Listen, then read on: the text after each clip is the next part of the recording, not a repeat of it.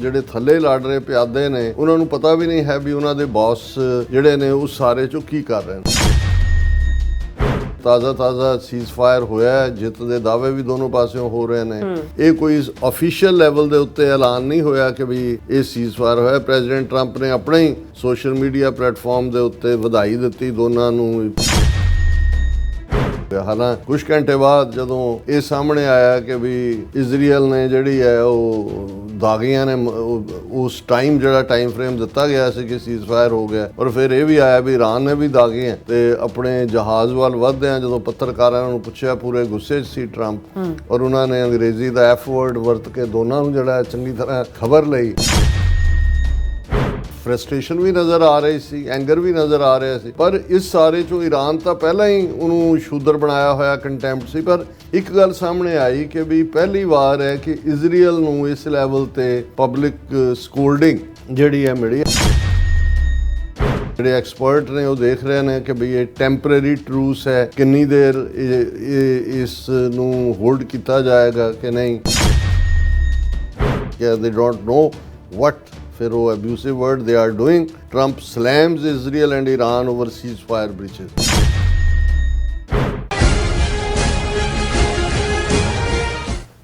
ਵਾਹਿਗੁਰੂ ਜੀ ਕਾ ਖਾਲਸਾ ਵਾਹਿਗੁਰੂ ਜੀ ਕੀ ਫਤਿਹ। ਅਸਲਾਮ ਵਾਲੇਕਮ, ਆਦਾਬ, ਵਰਜ਼ ਵਹਾਂ ਤੁਹਾਡੀ ਹੋਸਟ ਨੀਲਮ ਕੌਰ ਤੇ ਮੈਂ ਟੀਵੀ 84 ਸਾਰੇ ਦਰਸ਼ਕਾਂ ਤੇ ਸਰੋਤਿਆਂ ਨੂੰ ਜੀ ਆਇਆਂ ਕਹਿੰਦੀ ਹਾਂ ਪ੍ਰੋਗਰਾਮ ਸੱਚੋ ਸੱਚ ਵਿੱਚ, ਜਿਹੜੇ ਇਸ ਪ੍ਰੋਗਰਾਮ ਨਾਲ ਦੇਸ਼ਾਂ ਵਿਦੇਸ਼ਾਂ ਤੋਂ ਜੁੜ ਚੁੱਕੇ ਨੇ। ਖਾਲਸਾ ਅਫੇਅਰ ਸੈਂਟਰ ਦੇ ਸੰਚਾਲਕ ਡਾਕਟਰ ਅਮਰਜੀਤ ਸਿੰਘ ਜੀ ਸਟੂਡੀਓ 'ਚ ਮੇਰੇ ਨਾਲ ਸ਼ਾਮਿਲ ਨੇ। ਉਹਨਾਂ ਨਾਲ ਗੱਲਬਾਤ ਕਰਕੇ ਅੱਜ ਦੇ ਇਸ਼ੂਜ਼ ਪਰ ਉਹਨਾਂ ਤੋਂ ਉਹਨਾਂ ਦਾ ਤਬਸਰਾ ਜਾਣਦੇ ਹਾਂ। ਜੀ ਡਾਕਟਰ ਸਾਹਿਬ, ਵਾਹਿਗੁਰੂ ਜੀ ਕਾ ਖਾਲਸਾ ਵਾਹਿਗੁਰੂ ਜੀ ਕੀ ਫਤਿਹ। ਹਾਂਜੀ ਨੀਲਮ ਕੌਰ ਜੀ, ਤੁਹਾਨੂੰ ਵੀ ਤੇ ਦੁਨੀਆ ਭਰ 'ਚ ਬੈਠੇ ਸਾਡੇ ਬਹੁਤ ਹੀ ਪਿਆਰੇ ਸੋਹਣੇ ਸਿਆਣੇ ਟੀਵੀ 84 ਦੇ ਵਿਊਅਰਸ ਨੂੰ ਵੀ ਵਾਹਿਗੁਰੂ ਜੀ ਕਾ ਖਾਲਸਾ ਵਾਹਿਗੁਰੂ ਜੀ ਕੀ ਫਤਿਹ। ਸਾਡੇ ਬਹੁਤ ਹੀ ਪਿਆਰੇ ਮੁਸਲਮਾਨ ਭੈਣਾਂ ਭਰਾਵਾਂ ਨੂੰ ਅਸਲਾਮ ਅਲੈਕਮ। ਗੰਗਾ ਜਮਨੀ ਤਹਿਜ਼ੀਬ ਦੇ ਹਿੰਦੂ ਤਵੀਆਂ ਨੂੰ ਨਮੋ ਨਮੇ ਤੇ ਬਾਕੀ ਸਭ ਵੀਰਾਂ ਭੈਣਾਂ ਨੂੰ ਆਦਾਬ ਅਰਜ਼। ਜੀ ਡਾਕਟਰ ਸਾਹਿਬ, ਜੀ ਆਇਆਂ ਨੂੰ ਪ੍ਰੋਗਰਾਮ ਸੱਚੋ ਸੱਚ ਵਿੱਚ। ਬਹੁਤ ਮਿਹਰਬਾਨੀ ਜੀ ਡਾਕਟਰ ਸਾਹਿਬ, ਅੱਜ 24 ਜੂਨ 2025 10 ਹਾੜ ਨਾਨਕਸ਼ਾਹੀ ਸੰਮਤ 557 ਦਾ ਦਿਨ ਹੈ ਤੇ ਡਾਕਟਰ ਸਾਹਿਬ ਪ੍ਰੋਗਰਾਮ ਸ਼ੁਰੂ ਕਰਨ ਤੋਂ ਪਹਿਲਾਂ ਅਸੀਂ ਦਰਸ਼ਕਾਂ ਤੇ ਸਰੋਤਿਆਂ ਨੂੰ ਹਮੇਸ਼ਾ ਤਰ੍ਹਾਂ ਦੱਸਦੇ ਵਿਊਅਰਸ, ਜੇ ਤੁਸੀਂ ਹੱਕ ਸੱਚ ਇਨਸਾਫ ਤੇ ਪੈਰਾ ਦਿਨ ਦਾ ਇੱਕੋ ਇੱਕ ਚੈਨਲ ਟੀਵੀ 84 ਨੂੰ ਦੇਖਣਾ ਚਾਹੁੰਦੇ ਹੋ ਤਾਂ ਤੁਸੀਂ ਦੇਖ ਸਕਦੇ ਹੋ ਸਪੈਕਟਰਮ ਕੇਬਲ, ਆਰਸ਼ਨ ਕੇਬਲ, ਬਲਫਰਮ ਕੈਨੇਡਾ, ਰੋਕੂ, ਜਾਦੂ ਬਾਕਸ, ਸ਼ਾਵਾ, ਫੇਸਬੁੱਕ ਟੀਵੀ 84 ਦੀ ਐਪ ਰਾਹੀਂ online streaming and IP box ਤੇ ਤੁਸੀਂ ਟੀਵੀ 84 ਨੂੰ ਦੇਖ ਸਕਦੇ ਹੋ। ਵਿਊਅਰਸ, ਜੇ ਤੁਸੀਂ ਟੀਵੀ 84 ਨਾਲ ਜਾਂ ਪ੍ਰੋਗਰਾਮ ਸੱਚੋ ਸੱਚ ਨਾਲ ਫੇਸਬੁੱਕ ਰਾਹੀਂ ਜੁੜੇ ਹੋ ਤਾਂ ਇਸ ਨੂੰ ਵੱਧ ਲਾਈਕ ਕਰੋ ਤੇ ਸ਼ੇਅਰ ਕਰੋ ਅਤੇ ਨਾਲ ਹੀ YouTube ਤੇ ਸਬਸਕ੍ਰਾਈਬ ਵੀ ਕਰੋ। ਇਹ ਵੀ ਦੱਸ ਦਿਓ ਕਿ ਤੁਸੀਂ ਟੀਵੀ 84 ਦੀ ਐਪ ਨੂੰ ਐਂਡਰੋਇਡ ਐਂਡ ਐਪ ਸਟੋਰ ਤੇ ਡਾਊਨਲੋਡ ਕਰਕੇ ਜੋ ਟੀਵੀ 84 ਦੀ ਲਾਈਵ ਸਟ੍ਰੀਮ ਹੈ ਇਸ ਨੂੰ ਤੁਸੀਂ 24 ਆਵਰਸ ਦੇਖ ਸਕਦੇ ਹੋ। ਸੋ ਵਿਊਅਰਸ, ਹਮੇਸ਼ਾ ਤਰ੍ਹਾਂ ਆਪਣੇ ਪ੍ਰੋਗਰਾਮ ਦੀ ਸ਼ੁਰੂਆਤ ਕਰਨ ਜਾ ਰਹੇ ਹਾਂ ਅੱਜ ਦੀ ਸਪਾਂਸਰਸ਼ਿਪ ਦੇ ਵਾਲੇ ਨਾਲ ਕਿ ਅੱਜ ਦੇ ਪ੍ਰੋਗਰਾਮ ਸੱਚੋ ਸੱਚ ਨੂੰ ਸਪਾਂਸਰ ਕੀਤਾ ਗਿਆ ਹੈ ਡਾਲਸ ਟੈਕਸਸ ਤੋਂ ਸਰਦਾਰ ਹਰਜੀਤ ਸਿੰਘ ਹੋਠੀ ਜੀ ਵੱਲੋਂ। ਸੋ ਇਹਨਾਂ ਨੇ ਟੀਵੀ 84 ਦੀ ਚੜ੍ਹਦੀ ਕਲਾ ਤੇ ਖਾਲਸਾ ਦੀ ਪ੍ਰਾਪਤੀ ਦੀ ਅਰਦਾਸ ਬੇਨਤੀ ਕੀਤੀ ਹੈ। ਸੋ ਅੱਜ ਦੀ ਸਪਾਂਸਰਸ਼ਿਪ ਲਈ ਅਸੀਂ ਸਰਦਾਰ ਹਰਜੀਤ ਸਿੰਘ ਹੋਠੀ ਜੀ ਹੋਰਾਂ ਦਾ ਤਹਿ ਦਿਲ ਤੋਂ ਧੰਨਵਾਦ ਕਰਦੇ ਹਾਂ ਔਰ ਤੁਹਾਨੂੰ ਵੀ ਅਪੀਲ ਤੇ ਬੇਨਤੀ ਕਰਦੇ ਹਾਂ ਕਿ ਤੁਸੀਂ ਪ੍ਰੋਗਰਾਮ ਸੱਚੋ ਸੱਚ ਨੂੰ ਵੱਧ ਤੋਂ ਵੱਧ ਸਪਾਂਸਰ ਕਰੋ। ਸਪਾਂਸਰਸ਼ਿਪ ਲਈ ਤੁਸੀਂ ਸਾਨੂੰ ਕਾਲ ਕਰ ਸਕਦੇ ਹੋ ਸਾਡੇ ਫੋਨ ਨੰਬਰ ਤੇ 5166619184, ਸੇਮ ਨੰਬਰ ਤੇ WhatsApp ਕਰ ਸਕਦੇ ਹੋ। ਤੁਸੀਂ ਸਾਨੂੰ ਈਮੇਲ ਵੀ ਕਰ ਸਕਦੇ ਹੋ info@tv84.tv ਤੇ। ਸੋ ਵਿਊਅਰਸ, ਪਹਿਲੇ ਸੈਗਮੈਂਟ ਦੇ ਵਿੱਚ ਆਪਾਂ ਗੱਲਬਾਤ ਕਰਨ ਜਾ ਰਹੇ ਹਾਂ ਕਿ ਜਿਸ ਤਰ੍ਹਾਂ ਕਿ ਇਜ਼ਰਾਈਲ ਤੇ ਈਰਾਨ ਵਿਚਾਲੇ 12 ਦਿਨਾਂ ਦੀ ਹਵਾਈ ਜੰਗ ਜਿਸ ਵਿੱਚ ਅਮਰੀਕਾ ਵੀ ਸ਼ਾਮਲ ਹੋ ਗਿਆ ਸੀ, ਅਚਾਨਕ ਜੰਗਬੰਦੀ ਨਾਲ ਹਾਲ ਦੀ ਘੜੀ ਰੁਕ ਗਈ ਹੈ। ਸੋ ਪ੍ਰੈਜ਼ੀਡੈਂਟ ਟਰੰਪ ਵੱਲੋਂ ਇਸ ਦਾ ਐਲਾਨ ਆਪਣੇ ਸੋਸ਼ਲ ਮੀਡੀਆ ਪਲੇਟਫਾਰਮ ਤੋਂ ਕੀਤਾ ਗਿਆ। ਸੋ ਜੰਗਬੰਦੀ ਐਲਾਨ ਹੋਣ ਤੋਂ ਬਾਅਦ ਵੀ ਦੋਵਾਂ ਮੁਲਕਾਂ ਵੱਲੋਂ ਇੱਕ ਦੂਸਰੇ ਤੇ ਕੀਤੇ ਗਏ ਹਮਲਿਆਂ ਲਈ ਟਰੰਪ ਨੇ ਦੋਵਾਂ ਮੁਲਕਾਂ ਨੂੰ ਗਾਲੀ ਗਲੋਚ ਵਾਲੀ ਜਿਹੜੀ ਝਾੜ ਹੈ ਉਹ ਪਾਈ ਹੈ। ਸੋ ਇਸ ਬਾਰੇ ਆਪਾਂ ਗੱਲਬਾਤ ਕਰਨ ਜਾ ਰਹੇ ਹਾਂ। ਸੋ ਅਸੀਂ ਚਾਹਾਂਗੇ ਕਿ ਤੁਸੀਂ ਇਸੇ ਤਰ੍ਹਾਂ ਬਣੇ ਰਹਿਣਾ, ਦੇਖਣ ਸੁਣ ਲਈ ਜਾਂ ਲਿਖਣ ਲਈ ਤੁਹਾਡਾ ਸਭ ਦਾ ਬਹੁਤ ਧੰਨਵਾਦ। ਜੀ ਡਾਕਟਰ ਸਾਹਿਬ, ਕੀ ਵਿਚਾਰਾਂ ਨੇ? ਸਭ ਤੋਂ ਪਹਿਲਾਂ ਤਾਂ ਅੱਜ ਦੇ ਪ੍ਰੋਗਰਾਮ ਨੂੰ ਸਪਾਂਸਰ ਕਰਨ ਲਈ ਅਸੀਂ ਆਪਣੇ ਵੀਰ ਹਰਜੀਤ ਸਿੰਘ ਹੋਠੀ ਉਹਨਾਂ ਦਾ ਸ਼ੁਕਰੀਆ ਅਦਾ ਕਰਦੇ ਹਾਂ। ਇਹ ਕਾਫੀ ਪੁਰਾਣਾ ਸਾਡੇ ਜਾਣੂ ਵੀਰ ਨੇ। 1991-92 ਦੇ ਦੌਰ 'ਚ ਇਹਨਾਂ ਨੇ ਡਾਲਸ ਗੁਰਦੁਆਰਾ ਸਾਹਿਬ 'ਚ ਗ੍ਰੰਥੀ ਦੇ ਤੌਰ ਤੇ ਵੀ ਸੇਵਾ ਕੀਤੀ ਔਰ ਬਾਅਦ ਦੇ ਵਿੱਚ ਜਦੋਂ ਉਹਨਾਂ ਦਾ ਆਪਣਾ ਕਾਰੋਬਾਰ ਵੀ ਸਥਾਪਿਤ ਹੋ ਗਿਆ, ਬੱਚੇ ਵੀ ਉਹਨਾਂ ਦੇ ਆ ਗਏ ਜਿਹੜੇ ਸੈਟਲ ਨੇ, ਤੇ ਉਹ ਗੁਰਦੁਆਰਾ ਪ੍ਰਬੰਧਕੀ ਨਿਜ਼ਾਮ 'ਚ ਵੀ ਹੁੰਦੇ ਨੇ ਔਰ ਸਾਡੇ ਨਾਲ ਉਹਨਾਂ ਦਾ ਇੱਕ ਖਾਸ ਲਗਾਵ ਵੀ ਹੈ ਕਿਉਂਕਿ ਇਹ ਲਗਭਗ 3.5 ਦਹਾਕੇ ਦੇ ਨਾਲ ਜੁੜਿਆ ਹੋਇਆ।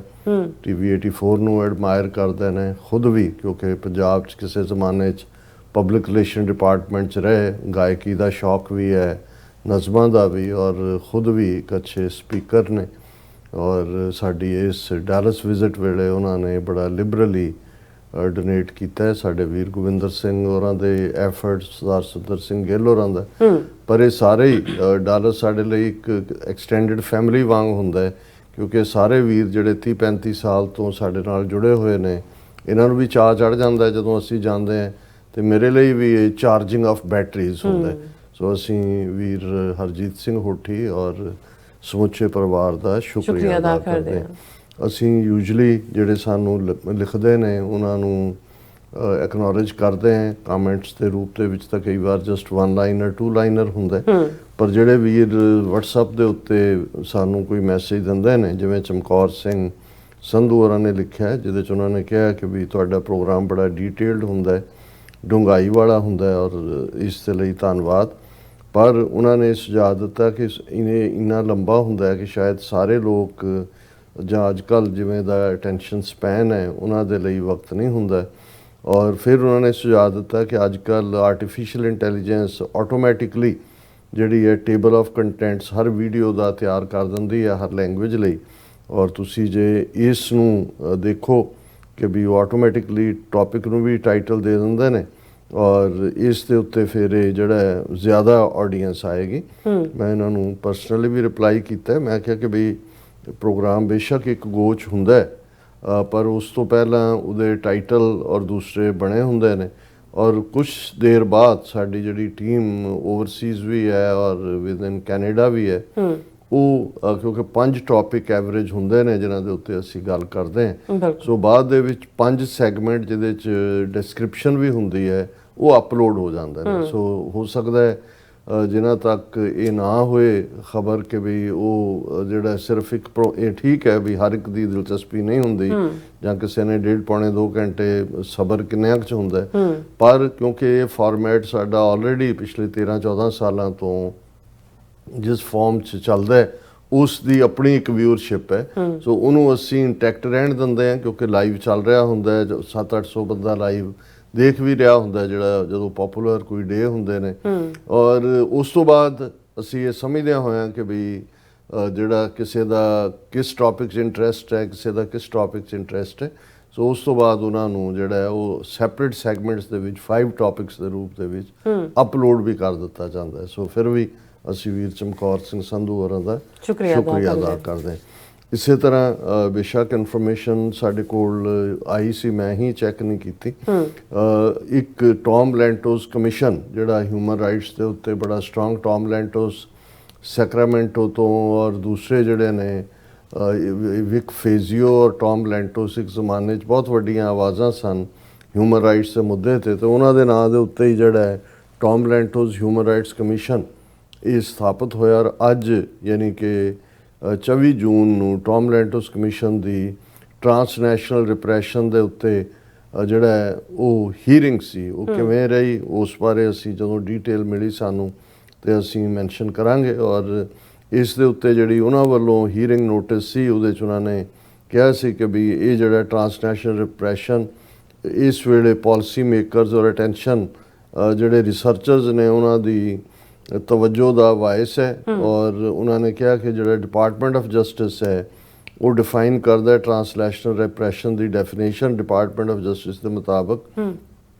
Range of tactics that foreign governments employ to reach beyond their borders to harm, intimidate, threaten, harass or coerce individuals.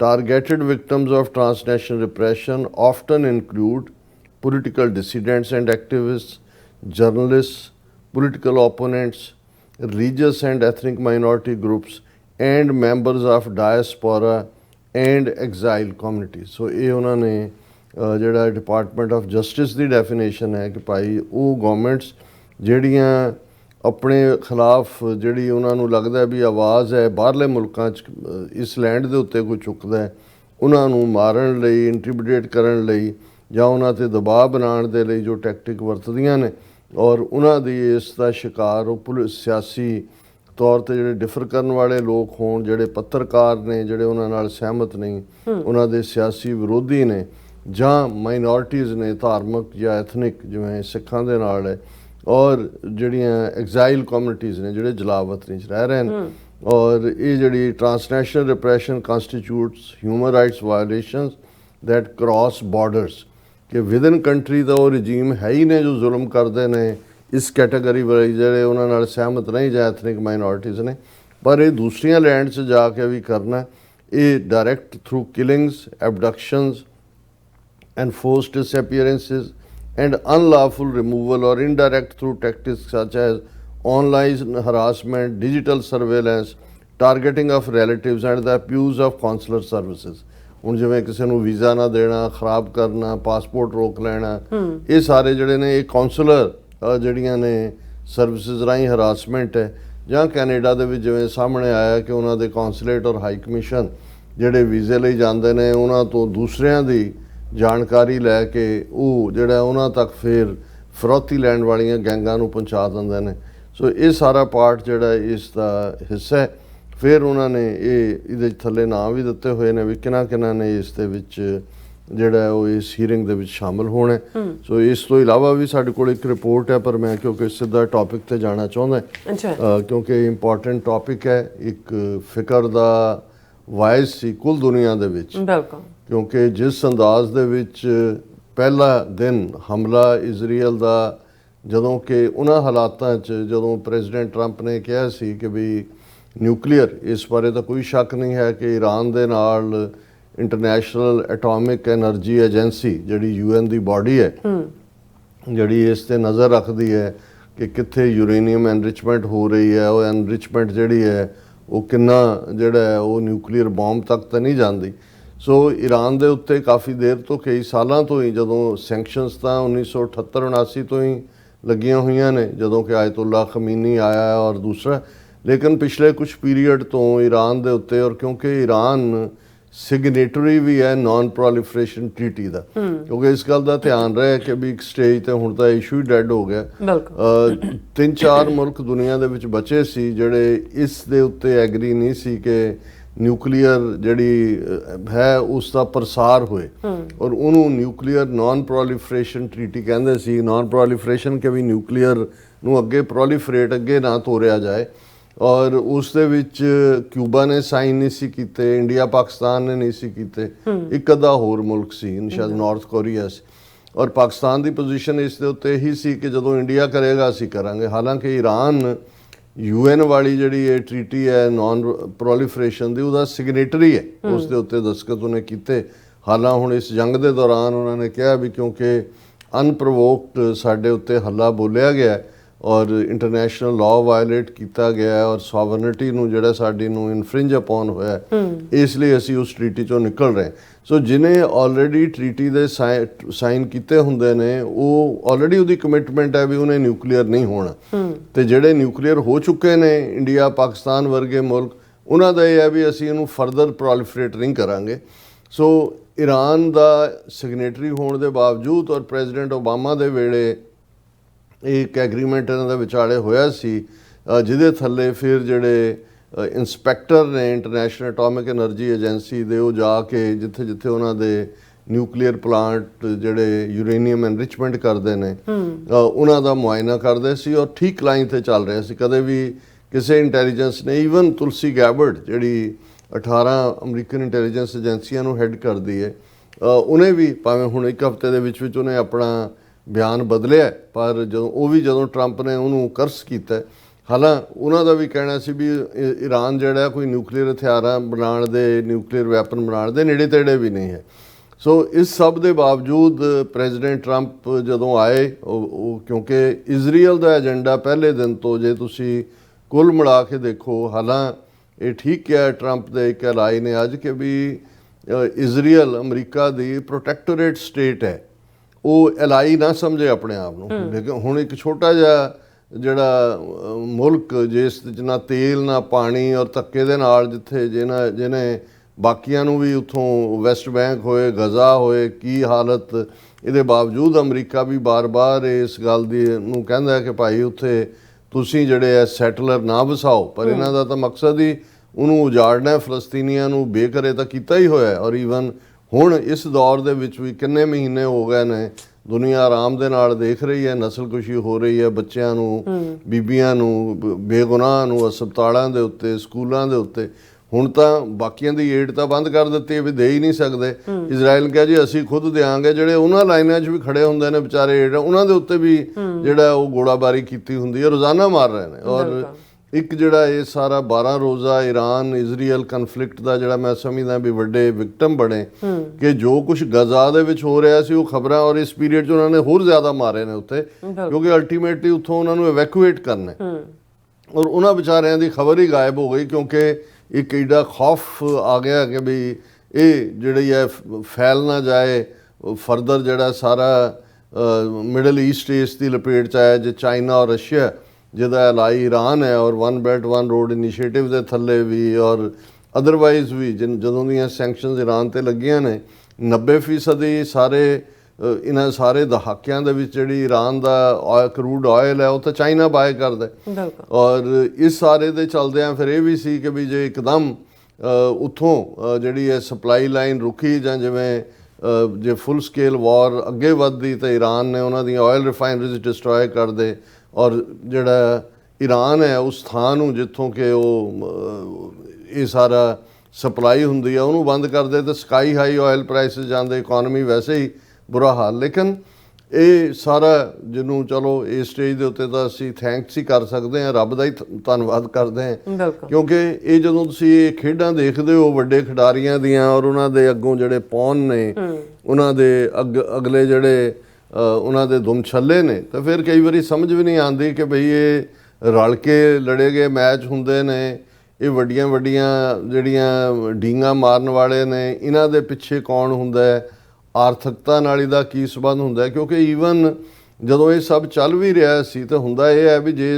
ਸੱਚਮੁੱਚ ਸਪਰੈਡ ਆਊਟ ਹੋਣ ਦਾ ਡਰ ਹੋਏ ਤੇ ਆਇਲ ਪ੍ਰਾਈਸਿਸ ਅਪ ਜਾਣੇ ਚਾਹੀਦੇ ਨੇ, ਪਰ ਉਹ ਤਾਂ ਡਾਊਨ ਗਏ। ਸਟਾਕ ਮਾਰਕੀਟ, ਸ਼ੇਅਰ ਬਾਜ਼ਾਰ, ਦੂਜਾ ਤੀਜਾ, ਉਹਨੂੰ ਕੋਈ ਬੜਾ ਫਰਕ ਨਹੀਂ ਸੀ ਪੈ ਰਿਹਾ। ਸੋ ਇਹ ਗੱਲ ਨੂੰ ਜਿਹੜੇ ਲੋਕ ਹਰ ਡਿਵੈਲਪਮੈਂਟ ਨੂੰ ਇਕੋਨਮੀ ਨਾਲ ਜੋੜ ਕੇ ਦੇਖਦੇ ਨੇ, and most of the time rightly so, ਉਹਨਾਂ ਨੂੰ ਲੱਗਦਾ ਸੀ ਕਿ ਵੀ ਇਹ ਇੱਕ ਕੈਲਕੂਲੇਟਿਡ ਦਾਇਰਾਕਾਰ ਦੇ ਵਿੱਚ ਲੜੀ ਜਾ ਰਹੀ ਗੱਲ ਹੈ।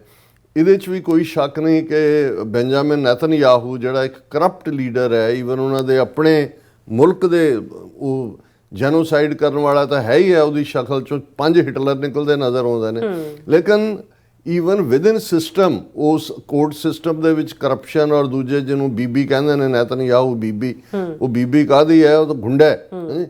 ਔਰ ਉਹਨੂੰ ਇਹ ਜਿਉਂ ਹੀ ਇਹ ਕੋਈ ਗੱਲ ਪੌਜ਼ ਵੱਲ ਜਾਣ ਲੱਗਦੀ ਹੈ ਤਾਂ ਉਹਨੂੰ ਇਹ ਲੱਗਣ ਲੱਗ ਜਾਂਦਾ ਕਿ ਵੀ ਸੁਪਰੀਮ ਕੋਰਟ ਦੇ ਸਾਹਮਣੇ, ਪਹਿਲਾਂ ਤਾਂ ਸੁਪਰੀਮ ਕੋਰਟ ਦੀਆਂ ਪਾਵਰਸ ਹੀ ਖਤਮ ਕਰਨ ਦੀ ਕੋਸ਼ਿਸ਼ ਕੀਤੀ ਕਿ ਭਾਈ ਉਹਨੂੰ ਕੋਈ ਪੁੱਛੇ ਨਾ, ਤੇ ਜਦੋਂ ਇੱਕ ਵਾਰੀ ਜੰਗ ਲੱਗ ਜਾਂਦੀ ਹੈ ਕਿਸੇ ਵੀ ਦੇ ਖਿਲਾਫ ਤੁਸੀਂ ਸ਼ੁਰੂ ਕਰ ਦਿਓ। ਔਰ ਅਕਸਰ ਮੈਂ ਇੱਕ ਉਹ ਸ਼ਾਇਦ ਯੂਕੇ ਦੇ ਕਿਸੇ ਲਾਰਡ ਦੀ ਇਹ ਕੋਟ ਹੈ ਕਿ ਵੀ ਪੈਟਰੀਓਟਿਜ਼ਮ ਇਜ਼ ਦਾ ਲਾਸਟ ਰੈਫਿਊਜ ਆਫ ਦਾ ਸਕਾਉਂਡਰਲਸ, ਕਿ ਜਿਹੜੀ ਦੇਸ਼ ਭਗਤੀ ਹੁੰਦੀ ਹੈ ਇਹ ਪਨਾਹ ਹੈ ਉਹਨਾਂ ਬਦਮਾਸ਼ਾਂ ਦਾ ਅਖੀਰਲੀ ਪਨਾਹ ਗਾ ਹੈ, ਕਿ ਜਦੋਂ ਕੁਝ ਹੋਰ ਨਾ ਮਿਲੇ ਤੇ ਤੁਸੀਂ ਪੈਟਰੀਓਟਿਜ਼ਮ। ਔਰ ਜਦੋਂ ਜੰਗ ਹੁੰਦੀ ਹੈ ਉਦੋਂ ਹੁਣ ਭਾਵੇਂ ਨੈਤਨਯਾਹੂ ਦੇ ਖਿਲਾਫ ਮੁਜ਼ਾਹਰੇ ਹੋ ਰਹੇ ਸੀ, ਉਸ ਦੇ ਹਕੂਮਤ ਟੁੱਟਣ ਦੇ ਨੇੜੇ ਸੀ, ਜਿਉਂ ਹੀ ਉਹਨੇ ਪਹਿਲੇ ਦਿਨ ਇਜ਼ਰਾਈਲ ਦੇ ਉੱਤੇ ਅਨਪ੍ਰੋਵੋਕਡ, ਇਧਰ ਟਰੰਪ ਨੇ ਕਿਹਾ ਕਿ ਜੀ 2 ਹਫ਼ਤੇ ਨੇ ਜਿਵੇਂ ਉਹ ਡੀਲ ਜਿਹੜੀ ਕਰਨਾ ਚਾਹੁੰਦੇ ਸੀ ਈਰਾਨ ਨੂੰ ਦਿੱਤੇ ਆ ਕਿ ਵੀ ਕੋਈ ਗੱਲ ਨਿਬੇੜੋ, ਲੇਕਿਨ ਇਹ ਕਹਿਣ ਦੇ 24 ਘੰਟੇ ਦੇ ਵਿੱਚ ਜਿਹੜਾ ਹੈ ਉਹ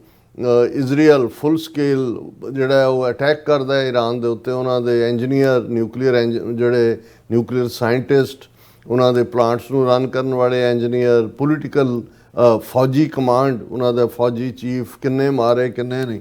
ਵਿਦਿਨ ਈਰਾਨ ਜਿਹੜੇ ਉਹ ਐਕਸ਼ਨ ਉਹਨਾਂ ਨੇ ਕੀਤੇ, ਕਿ ਕਿੰਨੀ ਵੱਡੀ ਗਿਣਤੀ 'ਚ ਮੋਸਾਦ ਦੇ ਏਜੰਟ ਜਿਹੜੇ ਨੇ, ਜਿਨ੍ਹਾਂ 'ਚ ਅਸੀਂ ਕੱਲ੍ਹ ਗੱਲ ਕੀਤੀ ਸੀ ਕਿ ਉਹਦੇ 'ਚ ਭਾਰਤੀ ਮੂਲ ਦੇ ਜਿਹੜੇ ਉਹਨਾਂ ਦੇ ਰਾਹ ਦੇ ਏਜੰਟ ਨੇ, ਉਹਨਾਂ ਨੇ ਪ੍ਰਮੁੱਖ ਰੋਲ ਅਦਾ ਕੀਤਾ। ਸੋ ਇਹ ਇਵੇਂ ਹੀ ਸੀ ਬੋਲਡ ਫਰਮ ਦਾ ਬਲੂ ਈਰਾਨ ਦੇ ਲਈ, ਕਿ ਜਿਸ ਲੈਵਲ ਦੇ ਉੱਤੇ ਤੁਸੀਂ ਪੂਰੀ ਉਹਨਾਂ ਦੀ ਪੋਲੀਟੀਕਲ ਲੀਡਰਸ਼ਿਪ ਨੂੰ ਵੀ ਟਾਰਗੇਟ ਕਰ ਰਹੇ ਹੋ, ਉਹਨਾਂ ਦੀ ਨਿਊਕਲੀਅਰ ਲੀਡਰਸ਼ਿਪ ਨੂੰ ਵੀ, ਫੌਜੀ ਲੀਡਰਸ਼ਿਪ ਨੂੰ ਵੀ। ਔਰ ਬਾਅਦ ਦੇ ਵਿੱਚ ਇਹ ਦਾਅਵਾ ਕੀਤਾ ਗਿਆ ਜੀ ਅਸੀਂ ਤਾਂ ਮਾਰ ਤਾਂ ਖਮੀਨੀ ਨੂੰ ਵੀ ਸਕਦੇ ਸੀ, ਪਰ ਅਮਰੀਕਾ ਨੇ ਕਿਹਾ ਨਹੀਂ ਮਾਰਨਾ। ਸੋ ਇਸ ਤੋਂ ਇੱਕ ਗੱਲ ਤਾਂ ਜ਼ਾਹਰ ਹੋਈ ਕਿ ਵੀ ਕਿਉਂਕਿ ਅਮਰੀਕਾ ਦੇ ਉੱਤੇ ਲੰਬੇ ਵਕਤ ਤੋਂ ਇਹ ਪ੍ਰੈਸ਼ਰ ਰਿਹਾ ਇਜ਼ਰਾਈਲ ਦਾ, ਉਹ ਓਬਾਮਾ ਐਡਮਿਨਿਸਟ੍ਰੇਸ਼ਨ ਵੇਲੇ ਵੀ ਸੀ, ਉਸ ਤੋਂ ਪਹਿਲਾਂ ਵੀ ਸੀ ਕਿ ਈਰਾਨ ਦੇ ਉੱਤੇ ਅਟੈਕ, ਕਿਉਂਕਿ ਇਜ਼ਰਾਈਲ ਇੱਕ ਆਪਣੇ ਏਜੰਡੇ ਤੇ ਕੰਮ ਕਰ ਰਿਹਾ। ਜਦੋਂ ਇਹ ਠੀਕ ਹੈ ਵੀ ਅਮਰੀਕਾ ਦੀ ਪ੍ਰੋਟੈਕਟੋਰੇਟ ਸਟੇਟ ਹੈ, ਔਰ ਇਸ ਕਰਕੇ ਅਲਟੀਮੇਟਲੀ 4 ਦਿਨ ਤੋਂ ਬਾਅਦ ਇਜ਼ਰਾਈਲ ਨੇ ਹੱਥ ਖੜੇ ਕਰਕੇ ਅਮਰੀਕਾ ਤੋਂ ਹਥਿਆਰ ਮੰਗਣੇ ਕਿ ਵੀ ਸਾਡੀ ਬਸ ਹੋ ਗਈ। ਔਰ ਹੁਣ ਵੀ ਜੇ ਇੱਕ ਤਬਕੇ ਦਾ ਇਹ ਕਹਿਣਾ ਹੈ ਕਿ ਵੀ ਇਹ ਜਿਹੜਾ ਸੀਜ਼ ਫਾਇਰ ਦੇ ਲਈ ਵੀ ਜਦੋਂ ਉਹਨਾਂ ਦਾ ਕਿੰਨਾ ਉਹਨਾਂ ਦਾ ਪ੍ਰੋਟੈਕਟਿਵ ਸਿਸਟਮ ਹੈ, 에ਅਰ ਡਿਫੈਂਸ ਹੈ ਇਜ਼ਰਾਈਲ ਦਾ, ਆਇਰਨ ਡੋਮ ਦਾ ਜ਼ਿਕਰ ਹੁੰਦਾ ਹੈ, ਈਰਾਨ ਤੋਂ ਨਿਕਲਦਿਆਂ 4 ਇਸਲਾਮਿਕ ਮੁਲਕ ਨੇ ਵਿਚਾਲੇ ਜਿਹੜੀਆਂ ਉਹਨਾਂ ਦੀਆਂ ਮਿਜ਼ਾਈਲਾਂ ਆਈਆਂ, ਉਹਨਾਂ ਦੇ ਵਿੱਚ ਵੀ ਅਮਰੀਕਨ ਔਰ ਵੈਸਟਰਨ ਸਿਸਟਮ ਦੇ ਜਿਹੜੀ ਉਹਨਾਂ ਨੂੰ ਰੋਕਣ ਦਾ ਲੱਗਾ ਹੋਇਆ। ਪਰ ਇਹਦੇ ਬਾਵਜੂਦ ਜਿਹੜਾ ਬੈਲਿਸਟਿਕ ਮਿਸਲਸ ਈਰਾਨ ਦੀਆਂ ਜਿਨ੍ਹਾਂ ਨੇ ਤੈਲ ਅਵੀਵ ਨੂੰ ਔਰ ਬਾਕੀ ਥਾਵਾਂ ਨੂੰ ਵੀ, ਸਾਊਦਰਨ ਇਜ਼ਰਾਈਲ ਨੂੰ ਵੀ ਨਿਸ਼ਾਨਾ ਬਣਾਇਆ, ਉਹਦੇ 'ਚ ਤਬਾਹੀ ਹੋਈ ਹੈ। ਠੀਕ ਹੈ ਕਿ ਇੱਕ ਇਜ਼ਰਾਈਲੀ ਪਿੱਛੇ 20 ਈਰਾਨੀ ਮਰੇ ਹੋਣਗੇ, ਕਿਉਂਕਿ ਇਹਨਾਂ ਦੀ ਫਿਗਰ ਤਾਂ ਇਸ ਵੇਲੇ ਦੋਨੋਂ ਪਾਸਿਓਂ ਜਦੋਂ ਕਿ ਪ੍ਰੋਪੇਗੈਂਡਾ ਹਾਵੀ ਹੈ, ਸਾਨੂੰ ਨਹੀਂ ਪਤਾ ਵੀ ਐਕਚੁਅਲੀ ਕੀ ਹੋਇਆ ਜਾਂ ਕੀ ਨਹੀਂ ਹੈ। ਲੇਕਿਨ ਇਹਦੇ 'ਚ ਕੋਈ ਸ਼ੱਕ ਨਹੀਂ ਹੈ ਕਿ ਈਰਾਨ ਦਾ ਮੱਚ ਮੋਰ ਜਿਹੜਾ ਉਹ ਲਾਈਫਸ ਦੇ ਐਂਗਲ ਤੋਂ ਹਿਊਮਨ ਲਾਈਫ ਗਈ। ਉਹਨਾਂ ਦੇ ਜਿਹੜਾ ਤਹਿਰਾਨ ਦੇ ਉੱਤੇ ਇਹਨਾਂ ਨੇ ਜਿਹੜਾ ਉਹ ਬੰਬ ਵਰਸਾਏ, ਮਿਸਾਈਲਾਂ ਦਾਗੀਆਂ। ਪਰ ਜਿਹੜਾ ਇਜ਼ਰਾਈਲ ਹੁਣ ਤੱਕ ਅਛੂਤਾ ਸੀ ਇਸ ਲਿਹਾਜ਼ ਨਾਲ ਕਿ ਜੀ ਉਹਨਾਂ ਦਾ ਔਰ ਦੂਜੇ ਸੋ ਕਾਲਡ ਜਿਹੜੇ ਅਰਬ ਮੁਲਕ ਆਪਣੇ ਆਪ ਨੂੰ ਇਸਲਾਮਿਕ ਉਮਾ ਕਹਿੰਦੇ ਨੇ, ਉਹਨਾਂ ਦੀ ਹਿੰਮਤ ਨਹੀਂ ਸੀ ਪਹਿਲਾਂ ਵੀ ਜਿਹੜਾ ਉਹਨਾਂ ਦੇ ਉਸ ਸਿਸਟਮ ਨੂੰ ਕਿ ਕੋਈ ਪੈਨੀਟ੍ਰੇਟ ਕਰੇਗਾ ਕਿ ਵੀ ਉਹ ਤਾਂ ਜਿਹੜਾ ਉਹ ਉਹਨਾਂ ਦੇ ਕੋਈ ਨੇੜੇ ਨਹੀਂ ਲੱਗ ਸਕਦਾ। ਈਰਾਨ ਨੇ ਇਹ ਭਰਮ ਤਾਂ ਤੋੜਿਆ। ਉਸ ਤੋਂ ਪਹਿਲਾਂ ਵੀ ਕੁਝ ਮਹੀਨੇ ਪਹਿਲਾਂ ਅਸੀਂ ਦੇਖਦੇ ਹਾਂ ਕਿ ਵੀ ਈਰਾਨ ਨੇ ਜਦੋਂ ਕਿ ਉਹਨਾਂ ਦੀ ਲੈਂਡ ਦੇ ਉੱਤੇ ਇੱਕ ਮਰਡਰ ਹੋਇਆ ਸੀ ਹਿਜ਼ਬੁੱਲਾ ਦੇ ਕਿਸੇ ਲੀਡਰ ਦਾ, ਤਾਂ ਉਹਨਾਂ ਨੇ ਮਿਜ਼ਾਈਲਾਂ ਦਾਗੀਆਂ ਸੀ। ਪਰ ਇਸ ਲੈਵਲ ਦੇ ਉੱਤੇ ਕਿ ਵੀ ਈਰਾਨ ਦੇ ਕੋਲ ਕਿੰਨੀਆਂ, ਫਿਰ ਇਹ ਅੰਦਾਜ਼ਾ ਸ਼ੁਰੂ ਹੋ ਗਿਆ ਵੀ ਬੈਲਿਸਟਿਕ ਮਿਸਲਸ ਕਿੰਨੀਆਂ ਨੇ। ਪਹਿਲਾਂ ਕਿਸੇ ਨੇ 2000 ਕਿਹਾ, ਫਿਰ 2200, ਫਿਰ 22000 ਹੋ ਗਿਆ, ਫਿਰ ਕਿੰਨੇ। ਫਿਰ ਜਦੋਂ ਚਾਈਨਾ ਔਰ ਰਸ਼ੀਆ ਨੇ ਵੀ ਹੌਲੀ ਹੌਲੀ ਨੇੜੇ ਟੁਕਣਾ ਸ਼ੁਰੂ ਕੀਤਾ, ਕਿਉਂਕਿ ਦੇਖੋ ਗੱਲ ਮੈਨੂੰ ਇਵੇਂ ਲੱਗਦਾ ਹੈ, ਹਾਲਾਂ ਹੁਣ ਇਹ 2 ਈਡੀਅਮ ਬਣ ਗਏ, ਭਾਰਤ ਪਾਕਿਸਤਾਨ ਵਿਚਾਲੇ 4 ਰੋਜ਼ਾ ਮਿਸਲ ਡਰੋਨ ਜੰਗ। ਉਹ ਇਨਫੈਕਟ ਹਥਿਆਰਾਂ ਦੇ ਟੈਸਟ ਵੀ ਨੇ, ਕਿਉਂਕਿ ਇੱਕ ਪਾਸੇ ਰਾਫੇਲ ਵਰਗੇ ਔਰ ਦੂਸਰੇ ਸਾਰੇ ਉਹਨਾਂ ਦੇ ਟੈਕਟਿਕ ਫੇਲ ਹੋਏ, ਔਰ ਚਾਈਨਾ ਮੇਡ ਜਿਹੜੇ ਨੇ ਉਹਨਾਂ ਨੇ ਆਪਣੀ ਥਾਂ ਬਣਾਈ। ਰਾਫੇਲ ਦੇ ਸ਼ੇਅਰ ਡਿਗੇ, ਚਾਈਨਾ ਵਾਲਿਆਂ ਦੇ ਅੱਪ ਗਏ, ਔਰ ਇਵੇਂ ਲੱਗਾ ਕਿ ਬਈ ਇਹ ਵੈਸਟਰਨ ਪਾਵਰਸ ਦਾ ਐਲਾਈ ਇੰਡੀਆ ਜਿਹੜਾ ਬਹੁਤ ਅਮਰੀਕਾ ਦੇ ਔਰ ਦੂਜੇ ਸੋਵੀਅਤ ਯੂਨੀਅਨ ਚੋਂ ਨਿਕਲ ਕੇ ਇੱਧਰਲੇ 70-80% ਦੀ ਹਥਿਆਰ ਹੁਣ ਅਮਰੀਕਾ ਔਰ ਇਜ਼ਰਾਈਲ ਦੇ ਇੰਡੀਆ ਬਾਈ ਕਰਦਾ। ਇੱਕ ਸਟੇਜ ਦੇ ਉੱਤੇ ਹੀ 70-80% ਰਸ਼ੀਆ ਦੇ ਸੀ, ਔਰ ਪਾਕਿਸਤਾਨ ਜਿਹੜਾ ਕਦੇ 70-80% ਅਮਰੀਕਾ ਦੇ ਹਥਿਆਰ ਬਾਏ ਕਰਦਾ ਸੀ, ਹੁਣ 70-80% ਚਾਈਨਾ ਦੇ ਨੇ। ਸੋ ਇਹ ਵੀ ਇੱਕ ਮੁਕਾਬਲੇ ਵਾਂਗ ਹੀ ਲੱਗਦਾ ਹੈ ਕਿ ਵੀ ਜਿਹੜੇ ਥੱਲੇ ਲੜ ਰਹੇ ਪਿਆਦੇ ਨੇ ਉਹਨਾਂ ਨੂੰ ਪਤਾ ਵੀ ਨਹੀਂ ਹੈ ਵੀ ਉਹਨਾਂ ਦੇ ਬੌਸ ਜਿਹੜੇ ਨੇ ਉਹ ਸਾਰੇ 'ਚੋਂ ਕੀ ਕਰ ਰਹੇ ਨੇ। ਸੋ ਇਹਦੇ 'ਚ ਵੀ ਅਲਟੀਮੇਟਲੀ ਅਜੇ ਕਿਉਂਕਿ ਤਾਜ਼ਾ ਸੀਜ਼ ਫਾਇਰ ਹੋਇਆ, ਜਿੱਤ ਦੇ ਦਾਅਵੇ ਵੀ ਦੋਨੋਂ ਪਾਸਿਓਂ ਹੋ ਰਹੇ ਨੇ। ਪ੍ਰੈਜ਼ੀਡੈਂਟ ਟਰੰਪ ਨੇ ਹੀ ਆਪਣੇ ਸੋਸ਼ਲ ਮੀਡੀਆ ਪਲੇਟਫਾਰਮ ਜਿਹੜਾ ਖੁਦ ਹੀ ਉਹਨਾਂ ਨੇ ਫਲੋਟ ਕੀਤਾ ਹੋਇਆ, ਔਰ ਈਵਨ ਹੁਣ ਤਾਂ ਇਹ ਜਿੰਨੇ ਦਿਨਾਂ ਤੋਂ ਜਨਵਰੀ 20 ਤੋਂ ਬਾਅਦ ਉਹਨਾਂ ਨੇ ਸਹੁੰ ਚੁੱਕੀ ਆ, 2200 ਤੋਂ ਜ਼ਿਆਦਾ ਟਵੀਟ ਜਿਹੜੇ ਰਿਕਾਰਡ ਨੇ ਇਸ ਵੇਲੇ ਪ੍ਰੈਜ਼ੀਡੈਂਸੀ, ਔਰ ਜਿਹੜੇ ਈਵਨ ਸਮਝੌਤੇ ਕਰਵਾਏ ਜਾਂਦੇ ਨੇ ਜਾਂ ਸੀਜ਼ ਫਾਇਰ ਵੀ ਜ਼ਾਹਰ ਹੈ ਅਮਰੀਕਾ ਦੇ ਫੋਰਨ ਮਿਨਿਸਟਰੀ ਦੂਜੇ ਤੀਜੇ ਦਿਨ ਰਾਤ ਜਾਗੇ ਹੋਣਗੇ।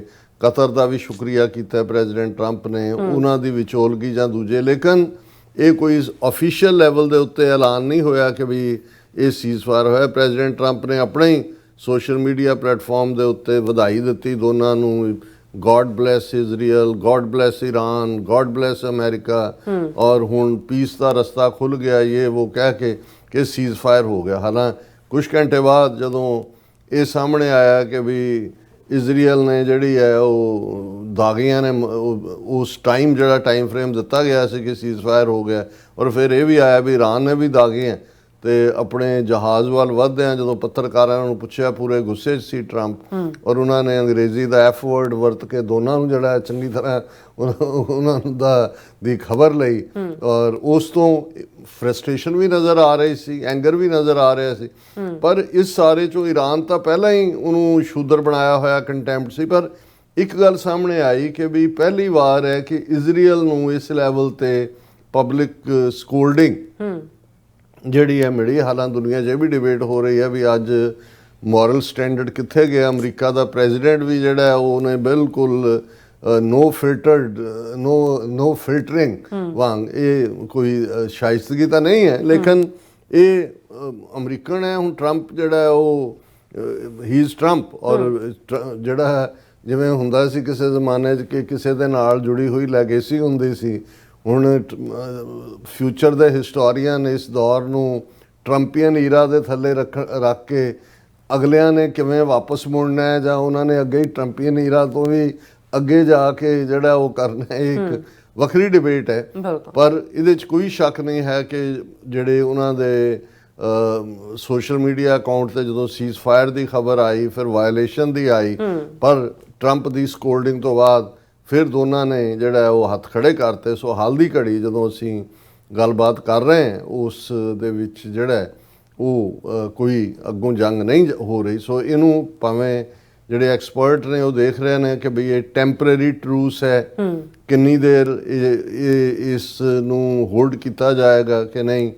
ਫਿਰ ਅਸੀਂ ਡਿਸਕਸ ਵੀ ਕਰਾਂਗੇ ਕਿ ਇਹਦੇ 'ਚ ਜਿੱਤਿਆ ਕੌਣ ਤੇ ਹਾਰਿਆ ਕੌਣ, ਕਿਹਨੇ ਕੀ ਹਾਸਲ ਕੀਤਾ। ਪਰ ਮੈਂ ਕੁਇਕਲੀ ਜਿਹੜਾ ਟਰੰਪ ਨੇ ਜਦੋਂ ਹੀ ਇਜ਼ਰਾਈਲ ਔਰ ਈਰਾਨ ਦੋਨਾਂ ਨੇ ਹੀ ਜਿਹੜਾ ਉਹਨਾਂ ਨੇ ਐਲਾਨ ਕੀਤਾ ਸੀ ਕਿ ਵੀ ਮੈਂ ਸੀਜ਼ ਫਾਇਰ ਕਰਵਾ ਦਿੱਤਾ ਹੈ ਤੇ ਗੋਡ ਬਲੈਸ ਐਵਰੀਬਡੀ, ਨਾਲ ਦੀ ਨਾਲ ਉਹਨਾਂ ਨੇ ਫਿਰ ਜਿਹੜਾ ਉਹ ਅਬਿਊਸਿਵ ਲਫ਼ਜ਼ ਵਰਤ ਕੇ ਕਿਹਾ ਦੇ ਡੋਂਟ ਨੋ ਵਟ, ਫਿਰ ਉਹ abusive word they are doing.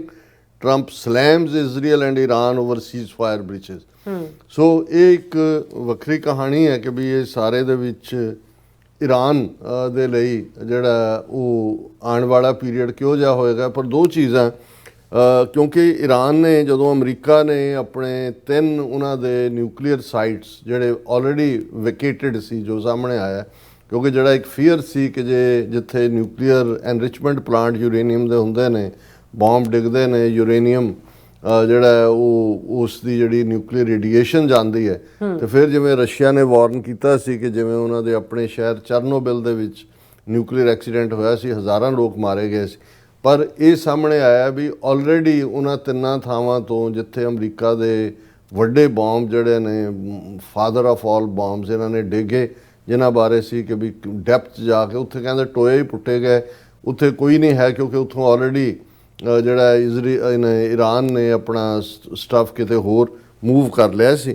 ਫਿਰ ਜਿਹੜਾ ਹਾਲਾਂ ਟਰੰਪ ਨੇ ਤਾਂ ਦਾਅਵਾ ਕੀਤਾ ਸੀ ਕਿ it was my great honour to destroy all nuclear facilities Trump on stopping the war between Iran and Israel. ਉਹਨਾਂ ਨੇ ਕਿਹਾ ਜੀ ਅਸੀਂ ਮਕਸਦ ਹਾਸਿਲ ਕਰ ਲਿਆ, ਈਰਾਨ ਦੀਆਂ ਸਾਰੀਆਂ ਨਿਊਕਲੀਅਰ ਫੈਸਿਲਿਟੀਜ਼ ਡਿਸਟਰੋਏ ਕਰ ਦਿੱਤੀਆਂ ਨੇ।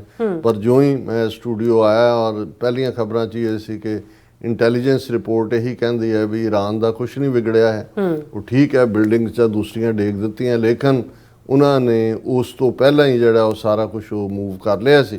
ਹੁਣ ਇਹਦੇ 'ਚ ਇਹ ਵੀ ਸਮਝ ਆਉਂਦੀ ਹੈ ਕਿ ਵੀ ਇਸ ਸਾਰੇ ਨੂੰ ਦੋਨਾਂ ਨੇ ਇੱਕ ਦੂਜੇ ਨੂੰ ਇਨਫੋਰਮ ਕੀਤਾ। ਹੁਣ ਕਿਉਂਕਿ ਜਦੋਂ ਅਸੀਂ ਇਹ ਦੇਖਦੇ ਹਾਂ ਕਿ ਜਦੋਂ ਅਮਰੀਕਾ ਇਨਵੋਲਵ ਹੋਇਆ ਇਹ 3 ਉਹਨਾਂ ਦੇ ਨਿਊਕਲੀਅਰ ਸਾਈਟਸ ਤੇ ਬੰਬਸ ਦੇ ਲਈ, ਤੇ ਈਰਾਨ ਨੇ ਕਿਹਾ ਵੀ ਅਸੀਂ ਬਦਲਾ ਲਵਾਂਗੇ ਔਰ ਅਸੀਂ ਅਮਰੀਕਨ ਬੇਸਿਸ ਨੂੰ ਟਾਰਗੇਟ ਕਰਾਂਗੇ। ਹਾਲਾਂ 40 ਤੋਂ ਜ਼ਿਆਦਾ ਜਿਹੜਾ ਉਹ ਬੇਸਿਸ ਵਲਨਰੇਬਲ ਨੇ ਉਸ ਖਿੱਤੇ 'ਚ, ਲੇਕਿਨ ਸਭ ਤੋਂ ਜ਼ਿਆਦਾ ਜਿਹੜਾ ਵਲਨਰੇਬਲ ਬੇਸ ਕਤਰ ਦੋਹਾ ਦੇ ਵਿੱਚ ਸੀ, ਉਸ ਦੇ ਉੱਤੇ ਜਿਹੜਾ ਈਰਾਨ ਨੇ ਫਿਰ ਆਪਣੀ ਮਰਜ਼ੀ ਨਾਲ ਕੁਛ ਦਿਨ ਇੱਕ ਅੱਧਾ ਦਿਨ ਰੁਕ ਕੇ ਮਿਸਾਈਲਸ ਦਾਗੀਆਂ ਔਰ Iran launches missiles at US military bases in Qatar and Iraq ਦਾ ਬਹੁਤਾ ਕਨਫਰਮ ਨਹੀਂ ਹੈ ਕਤਰ ਬਾਰੇ, ਕਿਉਂਕਿ ਕਤਰ ਨੇ ਉਹਨੂੰ ਜਿਹੜਾ ਅਪੋਜ਼ ਵੀ ਕੀਤਾ। ਫਿਰ ਨਾਲ ਹੀ ਉਹਨਾਂ ਨੇ ਕਿਹਾ ਕਿ will never leave violations of territorial integrity unanswered says Iran after targeting the largest US base in West Asia. Qatar temporary suspends air. ਹੁਣ ਮਿਡਲ ਈਸਟ ਦੇ ਸਾਰੇ ਮੁਲਕਾਂ ਨੇ ਜਹਾਜ਼ੀ ਫਲਾਈਟਸ ਕੈਂਸਲ ਕਰਤੀਆਂ ਸੀ। ਹੁਣ ਇਹ ਸਭ ਤੋਂ ਵੱਡਾ ਬੇਸ ਜਿਹੜਾ 12 ਮੀਲ ਦੇ ਵਿੱਚ ਫੈਲਿਆ ਹੋਇਆ ਕਤਰ ਦੇ ਵਿੱਚ ਜਿਹੜਾ ਵੈਸਟ ਏਸ਼ੀਆ ਦਾ ਸਭ ਤੋਂ ਵੱਡਾ ਉਹਨਾਂ ਦਾ ਬੇਸ। ਔਰ ਮੈਂ ਅੱਜ ਡਿਫਰੈਂਟ ਰਿਪੋਰਟਸ ਦੇਖ ਰਿਹਾ ਸੀ ਕਿ ਉਹਦੇ 'ਚ ਇੱਕ ਟਾਈਮ ਦੇ ਉੱਤੇ 20 ਤੋਂ 25 ਹਜ਼ਾਰ ਅਮਰੀਕਨ ਸੋਲਜਰਸ ਹੁੰਦੇ ਨੇ। ਲੇਕਿਨ ਇਹ ਗੱਲ ਦੋਨਾਂ ਨੇ ਕਨਫਰਮ ਕੀਤੀ। ਈਰਾਨ ਨੇ ਵੀ ਕਿਹਾ ਕਿ ਜੀ ਅਸੀਂ ਮਿਜ਼ਾਈਲ ਦਾਗਣ ਤੋਂ ਪਹਿਲਾਂ ਅਮਰੀਕਾ ਨੂੰ ਦੱਸ ਦਿੱਤਾ ਸੀ ਕਿ ਵੀ ਅਸੀਂ ਇਸ ਥਾਂ ਤੇ ਦਾਗ ਕਰਨ ਵਾਲੇ ਹਾਂ, ਔਰ ਆਲਰੇਡੀ ਉੱਥੇ ਕੋਈ ਅਮਰੀਕਨ ਫੌਜੀ ਨਹੀਂ ਸੀ, ਸਾਰੇ ਕੋਈ ਜਾਨੀ ਨੁਕਸਾਨ ਨਹੀਂ ਹੋਇਆ। ਔਰ ਪ੍ਰੈਜ਼ੀਡੈਂਟ ਟਰੰਪ ਨੇ ਵੀ ਜਿਹੜਾ ਸੋਸ਼ਲ ਮੀਡੀਆ ਅਕਾਊਂਟ ਤੇ ਜਦੋਂ ਸੀਜ਼ਫਾਇਰ ਦਾ ਐਲਾਨ ਕੀਤਾ ਉਸ ਦੇ ਉੱਤੇ ਉਹਨਾਂ ਨੇ ਥੈਂਕ ਯੂ ਕੀਤਾ ਇਰਾਨ ਦਾ ਕਿ ਉਸ ਨੇ ਕਤਰ ਦੇ ਉੱਤੇ ਅਮਰੀਕਨ ਬੇਸ ਤੇ ਮਿਸਾਈਲ ਦਾਗਣ ਤੋਂ ਪਹਿਲਾਂ ਸਾਨੂੰ ਦੱਸ ਦਿੱਤਾ ਸੀ ਵੀ ਅਸੀਂ ਦਾਗਣ ਲੱਗੇ ਹਾਂ। ਸੋ ਇਹਨੂੰ ਪੰਜਾਬੀ 'ਚ ਵੈਸੇ ਨੂਰਾ ਕੁਸ਼ਤੀ ਵੀ ਕਹਿੰਦੇ ਨੇ ਕਿ ਵੀ ਮਿਲ ਕੇ ਰਲ ਮਿਲ ਕੇ ਹੁੰਦਾ, ਪਰ ਉਹਦੇ 'ਚ ਜ਼ਾਹਰ ਹੈ ਵੀ ਦੋਨਾਂ ਨੂੰ ਅਮਰੀਕਾ ਦਾ ਜੇ 3 ਥਾਵਾਂ ਦੇ ਉੱਤੇ ਨਿਊਕਲੀਅਰ ਸਾਈਟਸ ਤੇ ਅਟੈਕ ਅਮਰੀਕਨ ਬੰਬ ਜਿਹੜੇ ਨੇ ਡਿੱਗਦੇ ਨੇ ਔਰ ਕੋਈ ਨੁਕਸਾਨ ਨਹੀਂ ਹੁੰਦਾ, ਆਲਰੇਡੀ ਇਹਨਾਂ ਦੀ ਆਪਣੀ ਇੰਟੈਲੀਜੈਂਸ ਵੀ ਕਹਿ ਰਹੀ ਹੈ ਔਰ ਦੂਸਰਿਆਂ ਦਾ ਤਾਂ ਕਹਿਣਾ ਹੀ ਸੀ, ਹੁਣ ਤਾਂ ਰਿਪੋਰਟਸ ਨੇ ਇਹਦੇ ਉੱਤੇ। ਇਹਦਾ ਮਤਲਬ ਹੈ ਕਿ ਵੀ ਜਿਹੜਾ ਨੈਤਨਯਾਹੂ ਦਾ ਪ੍ਰੈਸ਼ਰ ਟਰੰਪ ਦੇ ਉੱਤੇ ਔਰ ਪਹਿਲੇ ਐਡਮਿਨਿਸਟ੍ਰੇਸ਼ਨ ਦੇ ਵੀ ਬਿਲਟ ਹੋ ਰਿਹਾ ਸੀ ਕਿ ਵੀ ਤੁਸੀਂ ਈਰਾਨ ਤੇ ਅਟੈਕ ਕਰੋ, ਈਰਾਨ 'ਚ ਪੋਟੈਂਸ਼ੀਅਲ ਹੈ, ਜੇ ਈਰਾਨ ਨਿਊਕਲੀਅਰ ਬਣ ਗਿਆ ਫਿਰ ਇਜ਼ਰਾਈਲ ਜਿਹੜਾ ਉਹ ਸਿਕਿਉਰ ਨਹੀਂ ਰਹੇਗਾ ਦੂਜਾ। ਸੋ ਇੱਧਰ ਜਿਹਨੂੰ ਕਹਿੰਦੇ ਨੇ ਕਿ ਵੀ ਪੰਜਾਬੀ ਦਾ ਅਖਾਣ ਹੈ ਕਿ ਵੀ ਸੱਪ ਵੀ ਮਰ ਗਿਆ ਤੇ ਲਾਠੀ ਵੀ ਨਹੀਂ ਟੁੱਟੀ। ਕਈ ਵਾਰੀ ਹੁੰਦਾ ਨਾ ਵੀ ਲਾਠੀ ਮਾੜੀ ਹੋਏ ਮਾਰਦੇ ਮਾਰਦੇ ਨਾ ਸੱਪ ਮਰਦਾ ਤੇ ਡੰਡਾ ਵੀ ਟੁੱਟ ਜਾਂਦਾ, ਫਿਰ ਬੰਦਾ ਦੌੜਦਾ ਵੀ ਜ਼ਖਮੀ ਸੱਪ ਨਾ ਮਗਰ ਆ ਜਾਏ। ਸੋ ਇਹ ਇਸ ਮਾਮਲੇ 'ਚ ਜਿਹੜਾ ਪ੍ਰੈਸ਼ਰ ਅਮਰੀਕਨ ਹਾਲਾਂ ਜਿਹੜੇ ਈਵਨ ਪ੍ਰੈਜ਼ੀਡੈਂਟ ਟਰੰਪ ਦੇ ਆਪਣੇ ਸਾਥੀ ਨੇ ਔਰ ਜਿਨ੍ਹਾਂ ਦੇ ਇੰਟਰਵਿਊ ਵੀ ਟਰੱਕ ਕਾਰਲਸਨ ਹੋਏ ਔਰ ਦੂਸਰੇ ਹੋਣ, ਉਹ ਬਿਲਕੁਲ ਅਗੇਂਸਟ। ਉਹਨਾਂ ਨੇ ਕਿਹਾ ਵੀ ਇਹ ਬਿਲਕੁਲ ਇਹ ਅਮਰੀਕਨ ਹਿੱਤ 'ਚ ਹੀ ਨਹੀਂ ਹੈ ਕਿ ਅਸੀਂ ਵੀ ਤੁਹਾਡਾ ਤਾਂ ਜਿਹੜੇ ਮੇਕ ਅਮਰੀਕਾ ਗ੍ਰੇਟ ਅਗੇਨ ਜਿਹੜਾ ਸਾਰਾ ਸਪੋਰਟ ਬੇਸ ਸੀ ਕਿ ਵੀ ਪ੍ਰੈਜ਼ੀਡੈਂਟ ਟਰੰਪ ਨੂੰ ਉਹ ਕਹਿ ਰਹੇ ਸੀ ਜਦੋਂ ਇਹ ਸ਼ੁਰੂਆਤ ਵੀ ਹੋਈ ਕਿ ਵੀ ਇਹ ਤੁਸੀਂ ਕਿੱਥੇ ਫਸਣ ਲੱਗੇ ਹੋ, ਵੀ you are known as a peace president. ਤੁਸੀਂ ਤਾਂ ਤਾਲਿਬਾਨ ਨਾਲ ਜਿੱਥੇ 20 ਸਾਲ ਤੋਂ ਅਮਰੀਕਾ ਤੇ ਨੈਟੋ ਫਸਿਆ ਹੋਇਆ ਸੀ ਉੱਥੋਂ ਕੱਢਿਆ, ਹੁਣ ਤੁਸੀਂ ਕਿੱਥੇ ਵੜ ਰਹੇ ਹੋ ਜਾ ਕੇ। ਸੋ ਇਸ ਸਾਰੇ ਦੇ ਥੱਲੇ ਹੁਣ ਪ੍ਰੈਜ਼ੀਡੈਂਟ ਟਰੰਪ ਦੇ ਆਪਣੇ ਵੀ ਸ਼ਾਇਦ ਪਰਿਵਾਰਕ ਦੂਜੇ ਤੀਜੇ ਬਿਜ਼ਨਸ ਇੰਟਰਸਟ ਵੀ ਨੇ, ਨੈਤਨਯਾਹੂ ਦਾ ਪ੍ਰੈਸ਼ਰ ਕਿਤੇ ਨਾ ਕਿਤੇ ਬਿਲਟ ਹੋਇਆ। ਪਰ ਇਹ ਲੱਗਦਾ ਵੀ ਈਰਾਨ ਨੂੰ ਵੀ ਉਹਨਾਂ ਨੇ ਆਪਣੇ ਤੋਂ, ਕਿਉਂਕਿ ਜਦੋਂ ਪਹਿਲੇ ਦਿਨ ਇਜ਼ਰਾਈਲ ਨੇ ਉਹਨਾਂ ਦੇ ਨਿਊਕਲੀਅਰ ਸਾਇੰਟਿਸਟ ਫੌਜੀ ਜਨਰਲ ਮਾਰੇ ਤੇ ਪ੍ਰੈਜ਼ੀਡੈਂਟ ਟਰੰਪ ਨੇ ਤਾਂ ਉਹਨੂੰ ਫੈਂਟੈਸਟਿਕ ਕਿਹਾ ਕਿ ਵੀ ਐਕਸਲੈਂਟ ਜੌਬ ਕਰ ਲਿਆ। ਉਹਨਾਂ ਨੂੰ ਇਹ ਲੱਗਦਾ ਸੀ ਕਿ ਵੀ ਸ਼ਾਇਦ ਹੁਣ ਇਹਦੇ ਨਾਲ, ਪਰ ਹੁਣ ਜਦੋਂ ਫਿਰ ਉਹ ਸਪਰੈਡ ਆਊਟ ਹੋਣਾ ਸ਼ੁਰੂ ਹੋਇਆ, ਈਰਾਨ ਦੀ ਜਵਾਬੀ ਕਾਰਵਾਈ, ਇਜ਼ਰਾਈਲ ਦੀਆਂ ਚੀਕਾਂ ਪੈਣੀਆਂ ਸ਼ੁਰੂ ਹੋਈਆਂ, ਫਿਰ ਉਹਨਾਂ ਨੇ ਇੱਧਰ ਚੀਕਾਂ ਮਾਰੀਆਂ। ਜਿਵੇਂ ਜੇ ਪ੍ਰੈਜ਼ੀਡੈਂਟ ਟਰੰਪ ਨੇ 4 ਰੋਜ਼ਾ ਡਰੋਨ ਮਿਸਲ ਵਾਰ ਇੰਡੀਆ ਪਾਕਿਸਤਾਨ 'ਚ ਰੁਕਵਾਈ ਤਾਂ ਉਦੋਂ ਵੀ ਇਹੀ ਹੋਇਆ ਵੀ ਕਰਨ ਵਾਲਾ ਤਾਂ ਇੰਡੀਆ ਸੀ। ਔਰ ਜਦੋਂ ਪਾਕਿਸਤਾਨ ਨੇ ਕਾਊਂਟਰ ਕੀਤਾ ਔਰ ਉਹਨਾਂ ਦੇ ਰਾਫੇਲ ਜਿਹੜੇ ਨੇ ਅੱਧੀ ਦਰਜਨ ਜਿਹੜੇ ਡਿਗੇ ਬਾਕੀ ਜਹਾਜ਼ ਔਰ ਦੂਜੇ ਔਰ ਦੈਨ ਉਹਨਾਂ ਨੇ ਅਮਰੀਕਾ ਨੂੰ ਤਰਲੇ ਕੀਤੇ ਕਿ ਜੀ ਰੁਕਵਾਓ ਇਹਨੂੰ। ਸੋ ਇਜ਼ਰਾਈਲ ਤਰਲੇ ਕਰ ਹੀ ਰਿਹਾ ਸੀ ਔਰ ਇਸ ਸਾਰੇ ਦੇ ਥੱਲੇ ਪ੍ਰੈਜ਼ੀਡੈਂਟ ਟਰੰਪ ਨੇ ਜਿਹੜਾ ਇਹ ਉਸ ਨੂੰ ਸ਼ੁਰੂ ਵੀ ਕੀਤਾ ਸੀ ਤੇ ਐਂਡ ਵੀ ਕਰਤਾ। ਹੁਣ ਇਹਦੇ 'ਚ ਨਾਇਕ ਕੌਣ ਹੈ, ਖਲਨਾਇਕ ਕੌਣ ਹੈ, ਉਹ ਡਿਬੇਟ ਵੀ ਅਸੀਂ ਡਿਸਕਸ ਕਰਾਂਗੇ। ਪਰ ਕਤਰ ਨੇ ਵੀ ਵੈਲਕਮ ਕੀਤਾ ਈਰਾਨ ਇਜ਼ਰਾਈਲ ਸੀਜ਼ਫਾਇਰ ਨੂੰ ਔਰ ਨਾਲ ਦੀ ਨਾਲ ਅਪੀਲ ਕੀਤੀ ਹੈ ਕਿ ਜੀ ਸ਼ਾਂਤਮਈ ਢੰਗ ਦੇ ਨਾਲ ਇਹ ਸਾਰੇ ਮਸਲੇ ਨੂੰ ਨਿਬੇੜੋ। ਹਾਲਾਂਕਿ ਇਹ ਜਿਹੜਾ ਜਦੋਂ ਅਸੀਂ ਦੇਖਦੇ ਹਾਂ ਕਿ ਇਹ ਕਤਰ ਦੇ ਉੱਤੇ ਈਰਾਨ ਔਰ ਕਤਰ ਦੇ ਅਦਰਵਾਈਜ਼ ਚੰਗੇ ਸੰਬੰਧ ਨੇ। ਈਰਾਨ ਨੇ ਅਪੋਲੋਜਾਈਜ਼ ਵੀ ਕੀਤਾ ਕਤਰ ਤੋਂ ਕਿ ਵੀ ਅਸੀਂ ਤੁਹਾਡੇ ਤੇ ਖਿਲਾਫ ਕੁਝ ਨਹੀਂ ਹੈ, ਪਰ ਅਸੀਂ ਜੋ ਸਾਡੇ ਤੇ ਹੋਇਆ, ਜੇ ਅਮਰੀਕਾ ਨੇ ਬੰਬ ਮਾਰੇ ਅਸੀਂ ਜਵਾਬ ਕਰਨਾ ਹੀ ਕਰਨਾ ਸੀ। ਪਰ ਇਸ ਸਾਰੇ ਦੇ ਥੱਲੇ ਮੈਂ ਸਮਝਦਾ ਵੀ ਕਿਤੇ ਨਾ ਕਿਤੇ ਚਾਈਨਾ ਨੇ ਵੀ ਜਿਹੜਾ ਇੱਕ ਤਾਂ ਇਨਵੋਲਵ ਨਾ ਹੋਣਾ ਚਾਈਨਾ ਔਰ ਰਸ਼ੀਆ ਦਾ ਸਿੱਧੇ ਤੌਰ ਤੇ, ਔਰ ਮੈਨੂੰ ਲੱਗਦਾ ਵੀ ਈਰਾਨ ਨੂੰ ਰਾਜ਼ੀ ਕਰਨ ਦੇ ਵਿੱਚ ਵੀ ਜਿਹੜਾ ਉਹ ਕੋਈ ਰੋਲ ਅਦਾ ਕੀਤਾ, ਕਿਉਂਕਿ ਇਸੇ ਹੀ ਪਲੇਟਫਾਰਮ ਤੋਂ ਪ੍ਰੈਜ਼ੀਡੈਂਟ ਟਰੰਪ ਨੇ ਇਹ ਕਿਹਾ, Trump says China can continue to buy Iranian oil. ਹੁਣ ਉਹ ਜਿਹੜੇ ਦੂਸਰੇ ਮੁੱਦੇ ਸੀ ਕਿ ਜੀ ਚੇਂਜ ਇਨ ਰਜੀਮ, ਕਿ ਈਰਾਨ ਦਾ ਅਸੀਂ ਰਾਜ ਭਾਗ ਦੂਜਾ ਉਹ ਵੀ ਖਤਮ ਹੋ ਗਿਆ। ਹੁਣ ਜਿਵੇਂ ਈਰਾਨ ਦਾ 90% ਆਇਲ ਚਾਈਨਾ ਖਰੀਦਦਾ ਜਿਹੜਾ, ਔਰ ਟਰੰਪ ਨੇ ਕਿਹਾ ਜੀ ਚਾਈਨਾ ਈਰਾਨ ਤੋਂ ਜਿਹੜਾ ਉਹ ਲੈ ਸਕਦਾ ਤੇਲ, ਜਿਵੇਂ ਯਾਨੀ ਸੈਂਕਸ਼ਨਸ ਲਾਉਣ ਦੀ ਗੱਲ ਨਹੀਂ ਹੈ। ਸੋ ਇਹ ਵੀ ਕਿਤੇ ਨਾ ਕਿਤੇ ਇਜ਼ਰਾਈਲ ਨੂੰ ਵੀ ਮੈਸੇਜ ਦਿੱਤਾ ਹੈ ਕਿ ਵੀ ਅਸੀਂ ਕੋਈ ਤੁਹਾਡੀ ਪ੍ਰੋਕਸੀ ਨਹੀਂ ਹੈਗੇ, ਤੁਹਾਨੂੰ ਤਾਂ ਅਸੀਂ ਐਜ਼ ਏ ਪ੍ਰੋਟੈਕਟੋਰੇਟ ਸਟੇਟ ਰੱਖਿਆ ਹੋਇਆ ਦੂਸਰਿਆਂ ਅਰਬਾਂ ਨੂੰ ਕੁੱਟ ਚਾੜਨ ਲਈ, ਤਾਂ ਕਿ ਸਾਡਾ ਹੁਣ ਤਾਂ ਵੈਸੇ ਅਮਰੀਕਾ ਨੂੰ ਮਿਡਲ ਈਸਟ ਤੇ ਆਇਲ ਦੀ ਵੀ ਲੋੜ ਨਹੀਂ ਹੈ, ਸੈਲਫ ਸਫੀਸ਼ੀਐਂਟ ਹੈ, ਲੇਕਿਨ ਫਿਰ ਵੀ ਲੰਬਾ ਵਕਤ ਉਹਦਾ ਉਹਨਾਂ ਦੇ ਹੋਰ ਬਹੁਤ ਸਾਰੇ ਜਿਹੜੇ ਨੇ ਉਹ ਆਬਜੈਕਟਿਵ ਵੀ ਨੇ ਪੋਲੀਟੀਕਲੀ। ਸੋ ਇਹ ਸਾਰੇ ਦੇ ਚੱਲਦੇ ਆ ਨਾਲ ਦੀ ਨਾਲ ਟਰੰਪ ਐਡਮਿਨਿਸਟ੍ਰੇਸ਼ਨ ਨੇ ਇਹ ਵੀ ਫੈਸਲਾ ਕੀਤਾ ਕਿ ਜੀ ਅਸੀਂ $30 ਮਿਲੀਅਨ ਜਿਹੜੇ ਗਰੁੱਪ ਫੂਡ ਗਜ਼ਾ ਦੇ ਵਿੱਚ ਡਿਸਟਰੀਬਿਊਟ ਕਰ ਰਹੇ ਨੇ ਇਜ਼ਰਾਈਲ ਦੇ ਵਾਲੇ ਉਹਨਾਂ ਨੂੰ ਦੇ ਰਹੇ। ਸੋ ਮੈਨੂੰ ਇਹ ਲੱਗਦਾ ਵੀ ਇਸ ਦੇ ਨਾਲ ਪ੍ਰੈਜ਼ੀਡੈਂਟ ਟਰੰਪ ਨੇ ਮੁਸਲਿਮ ਵਰਲਡ ਦੇ ਵਿੱਚ ਵੀ ਕਿ ਭਾਈ ਅਸੀਂ ਕੋਈ ਇਜ਼ਰਾਈਲ ਦੇ ਪਿਛਲੱਗ ਨਹੀਂ ਬਣ ਗਏ ਹਾਂ, ਇਹ ਵੀ ਮੈਸੇਜ ਐਨ ਮੌਕੇ ਦੇ ਉੱਤੇ $30 ਮਿਲੀਅਨ ਹੈਲਪ ਕਰਨ, ਹਾਲਾਂ ਉਹਨਾਂ ਵਿਚਾਰਿਆਂ ਨੂੰ ਤਾਂ ਉਜਾੜਨ ਦਾ ਮੁੱਦਾ ਹੈ, ਉਹ ਉਹਨਾਂ ਨੇ ਉੱਥੋਂ ਉਹਨਾਂ ਨੂੰ ਉਜਾੜ ਕੇ ਛੱਡਣਾ, ਪਰ ਫਿਰ ਵੀ ਅਸੀਂ ਇਹ ਸਮਝਦੇ ਹਾਂ ਕਿ ਵੀ ਇਸ ਸਾਰੇ ਨੂੰ ਅਸੀਂ ਪੋਜ਼ਿਟਿਵ ਨੋਟ ਤੇ ਐਂਡ ਕਰਦੇ ਹਾਂ ਕਿ ਇਹ ਜਿਹੜਾ ਸੀਜ਼ ਫਾਇਰ ਹੈ, ਵਕਤੀ ਜੰਗਬੰਦੀ ਹੈ, ਇਹ ਕਾਇਮ ਰਹੇ, ਅੱਗੇ ਚੱਲੇ, ਔਰ ਜਿਹੜਾ ਆਉਣ ਵਾਲੇ ਦਿਨਾਂ 'ਚ ਹੋਰ ਫੈਕਟ ਜਦੋਂ ਸਾਹਮਣੇ ਆਉਣਗੇ ਫਿਰ ਇਹਦੇ ਅੱਡ-ਅੱਡ ਐਸਪੈਕਟਸ ਦੇ ਉੱਤੇ ਗੱਲ ਕੀਤੀ ਜਾ ਸਕਦੀ। ਜੀ ਡਾਕਟਰ ਸਾਹਿਬ ਤੁਹਾਡਾ ਬਹੁਤ ਬਹੁਤ ਸ਼ੁਕਰੀਆ। ਸੋ ਇੱਥੇ ਲੈਣ ਬ੍ਰੇਕ, ਔਰ ਬ੍ਰੇਕ ਤੇ ਜਾਣ ਤੋਂ ਪਹਿਲਾਂ ਅਸੀਂ ਆਪਣੇ ਦਰਸ਼ਕਾਂ ਦੇ ਸਰੋਤਿਆਂ ਨੂੰ ਅਪੀਲ ਤੇ ਬੇਨਤੀ ਕਰਦੀ ਵਿਊਅਰਸ, ਜਿਸ ਤਰ੍ਹਾਂ ਕਿ ਤੁਸੀਂ ਜਾਣਦੇ ਹੋ ਕਿ TV 84 ਹੱਕ ਸੱਚ ਇਨਸਾਫ ਦੀ ਆਵਾਜ਼ ਬੁਲੰਦ ਕਰ ਰਿਹਾ। ਇਹ ਆਵਾਜ਼ ਤੁਹਾਡੇ ਪਿਆਰ ਸਦਕਾ, ਤੁਹਾਡੇ ਵਿਸ਼ਵਾਸ ਸਦਕਾ, ਤੁਹਾਡੇ ਡੋਨੇਸ਼ਨ ਸਦਕਾ ਹੀ ਹੋ ਸਕਦੀ ਹੈ। ਸੋ ਅਸੀਂ ਚਾਹਾਂਗੇ ਕਿ ਤੁਸੀਂ TV 84 ਦੀ ਚੜ੍ਹਦੀ ਕਲਾ ਲਈ ਵੱਧ ਤੋਂ ਵੱਧ ਡੋਨੇਟ ਕਰੋ। ਡੋਨੇਟ ਕਰਨ ਲਈ ਸਾਡੀ ਵੈਬਸਾਈਟ tv84.tv ਤੇ ਜਾ ਕੇ ਪੇਪਲ ਦੀ ਵਰਤੋਂ ਕਰਕੇ ਵਨ ਟਾਈਮ ਡੋਨੇਟ ਕਰ ਸਕਦੇ ਹੋ, ਮੰਥਲੀ ਡੋਨੇਟ ਵੀ ਕਰ ਸਕਦੇ ਹੋ। ਤੁਸੀਂ TV 84 ਦੇ ਨਾਮ ਤੇ ਚੈੱਕ ਬਣਾ ਕੇ ਸਾਨੂੰ ਮੇਲ ਵੀ ਕਰ ਸਕਦੇ ਹੋ ਸਾਡੇ ਇਸ ਪਤੇ ਤੇ 36-01 37th Avenue, ਲੌਂਗਲੈਂਡ ਸਿਟੀ, ਨਿਊਯਾਰਕ 11101 USA, ਜਾਂ ਫਿਰ ਤੁਸੀਂ ਸਾਨੂੰ ਫੋਨ ਰਾਹੀਂ ਵੀ ਸੰਪਰਕ ਕਰ ਸਕਦੇ ਹੋ 5166191984। ਤੁਸੀਂ ਸਾਨੂੰ ਈਮੇਲ ਵੀ ਕਰ ਸਕਦੇ ਹੋ info@tv84.tv ਤੇ। ਅਸੀਂ ਤੁਹਾਡੇ ਤਹਿ ਦਿਲ ਤੋਂ ਸ਼ੁਕਰਗੁਜ਼ਾਰ ਹੋਵਾਂਗੇ। ਸੋ ਇੱਥੇ ਲੈਣ ਬ੍ਰੇਕ ਵਿਊਅਰਸ, ਤੁਸੀਂ ਸਾਨੂੰ ਇਸੇ ਤਰ੍ਹਾਂ ਬਣੇ ਰਹਿਣਾ। ਮਿਲਦੇ ਹਾਂ ਆਫਟਰ ਦਿਸ ਸ਼ਾਰਟ ਬ੍ਰੇਕ।